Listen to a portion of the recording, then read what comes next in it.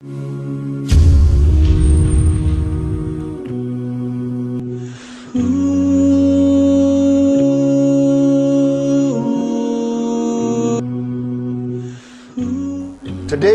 we live in a day and age when we run towards evil. We compete with one another in who can drive the fastest car. We compete in one another in chasing after the dunya.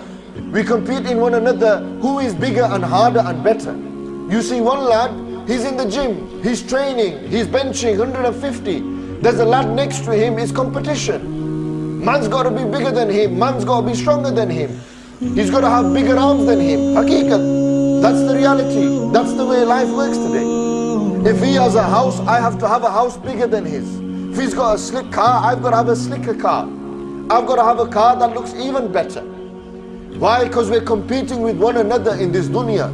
We're fighting against one another. We compete with one another in bad deeds, in proving a point to the boys. How often will you compete with one another to prove a good deed? How often will you compete with one another to say who can read the longest salah? How often will you compete with one another and say, let's see who can remember Allah Almighty the most? You don't, because it's not interesting. When the child gets to 16, 17, he's grown up now, he's got a mobile phone in his hand. And what's it about? At that age, he wants freedom.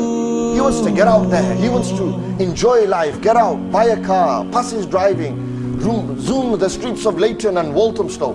That's what he wants to do. He wants to prove a point, have a slick motor. Doesn't matter how he gets it. If he wants to look cool, he will do haram to look cool. He will do haram to look cool, but he has to look cool. You see, it's all about street respect, street rep. He's got to have a street rep. If he ain't got no street rep, he ain't counted. Brother's not known, people don't want to know him. He will only be known if he has the street rep. And what's the street rep today? Today's street reputation, we're too worried about pleasing people. We're too worried about pleasing the boys, pulling the bird. We ain't interested in pleasing Allah subhanahu wa ta'ala. This is the state that we live in. Look at that. Look how amazing life is. You used to live your life like you were the king. You thought you were everything. You wore the best gowns. You were driving the flashiest cars. You lived in the biggest houses. You had the most beautiful wife and children, everything. Despite all of this, despite chasing after the dunya, you know, when you die, where's that house gone? Where are those clothes gone? Those flashy clothes, gowns, Armanis that you were wearing, the Fred Perrys that you were wearing, the Adidas and Nike that you were wearing, all this that you thought, I need to look good, I need to look good. When you enter your grave, what are you going to be wearing? 2 sheets of cloth, that's it, khalas. 3 sheets max, wallah.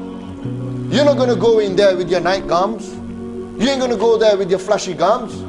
You live your life like you're going to live forever, but when you will enter your grave, that clothes that you were wearing, those clothes you were wearing, the house that you lived in, that money, bank balance, everything that you've gathered, where is it left?